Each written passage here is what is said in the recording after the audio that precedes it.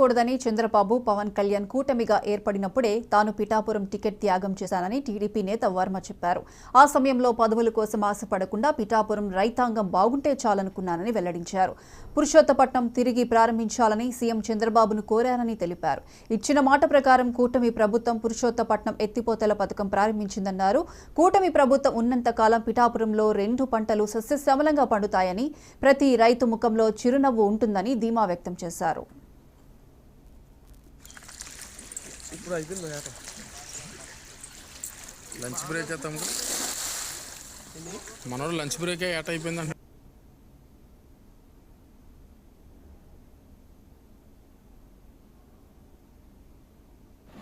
ఏదైతే చంద్రబాబు నాయుడు గారు, పవన్ గారు కలయికతో ఏర్పడిన కూటమితో ఉన్ననాళ్ళు మన పిఠాపురం 2 పంటలు కూడా సస్యశ్యామలంగా పండుతాయి.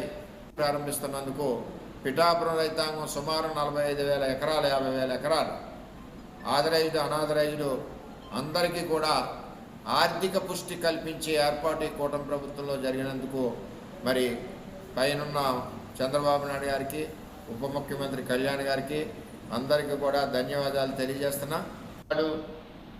ముఖ్యంగా మన పిఠాపురం థాయిలాండ్ అయిన